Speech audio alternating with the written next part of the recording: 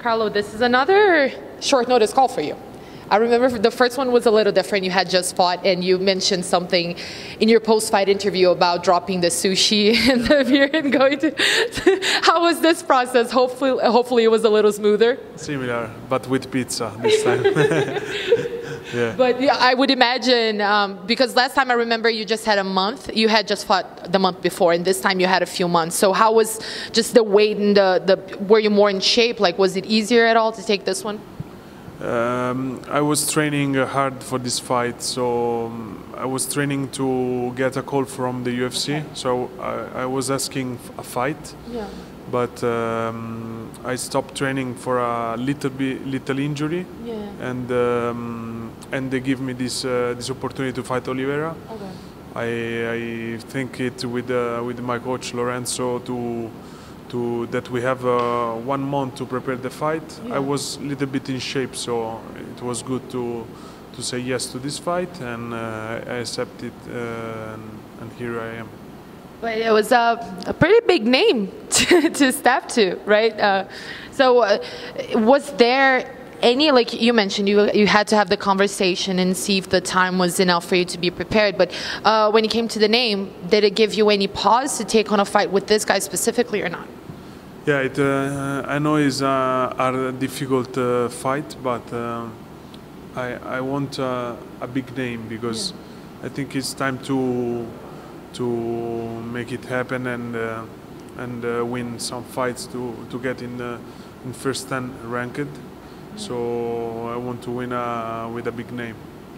That was actually what I was going to ask, because when we talk about risky situations, and this is a risky one because you're coming into his grounds and you're fighting this very tough guy, but then there's a reward, right? You pull it off in a situation like this, so you think there's a big reward for you here? Yeah, there is a big reward. I don't lose anything fighting Cowboy. He's a big name.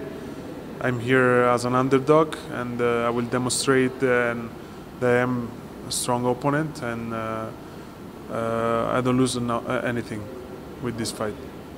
Speaking of him, so just break him down a little bit for me, from what you could see from his fights and from your style and his style. How do you see this one going? He's very strong.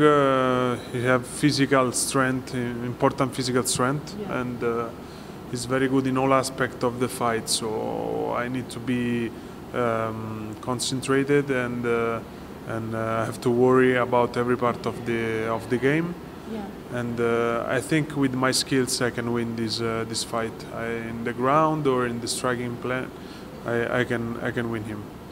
But this is interesting because when you have a shorter camp, like, you need to prioritize a few things, right? Like, sometimes what I hear a lot from fighters is that, well, I didn't focus too much on my opponent because I needed to make sure I was in shape and that my weight was on point. So how was this camp for you? Like, what were the areas that you focused the most on?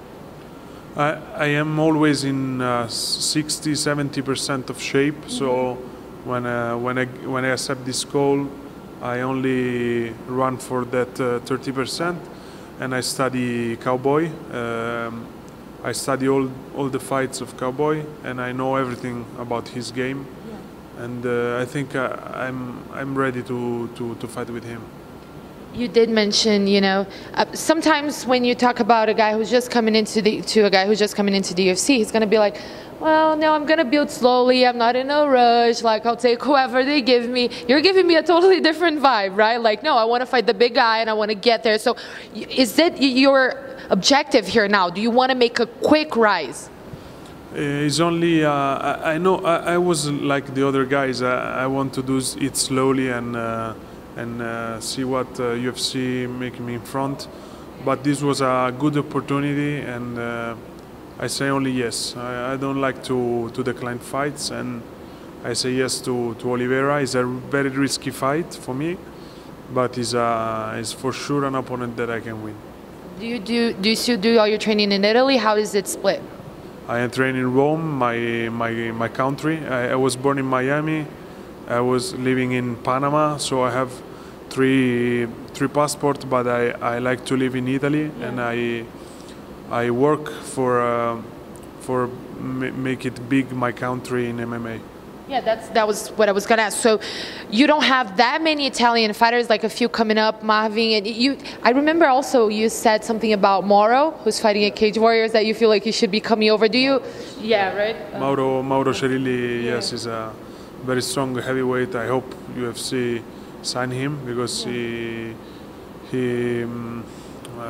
ready for the UFC. He deserves it. How do you feel like, do you see like this Italian MMA surgeons? Like, is that a trend that you're spotting right now? Yeah, Italian MMA is getting very strong right now. We have many good fighters outside of UFC and in UFC too. Yeah. So every of us are young and ready for make a good way in the UFC. Is it still a little bit hard to find the training partners and things back there? We have good partners. We have good training partners, boxers, grapplers, MMA fighters from all Italy.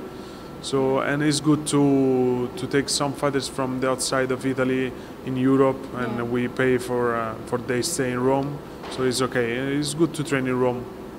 And what about the fans? Like, if you walk around Rome, do people like know who you are? Sometimes yes, sometimes no. It is good in Italy. It's good outside of Italy too. Yes. Do you take it upon yourself? You did touch briefly on that. It seems like it, but do you take it upon yourself? Like, is carrying the flag something that's dear to you? Just representing your country. I'm not scared about that. I like to represent my country in a difficult situations. This is, I think, the worst situation in ever, because Sao Paulo is a hard field, and it's difficult to fight against Brazilian supporters and Brazilian opponents. So Cowboy is a big name right now, so I think it's the worst way, but I'm ready and I like to fight in these ways. So you said yes to a tough fight, and say you pull it off. Do you the post-fight interview, do you go into it with a name in mind already? No, I don't have names already. I think only about Cowboy. I want to win with Cowboy. I want to make a big fight with him. And I don't have names for the future. Do you, it seems like you're a little bit of both, right? Like you're ready for the big names, but you're still okay with making your way up. Yeah. Do you set goals for yourself? Like, at some point this year, I want to be a top 15, or I want to be a champion, or are you just really taking it one fight at a time? I want to be in top 10 in these 2 years. Yeah. In 2 years, I want to be in top 10.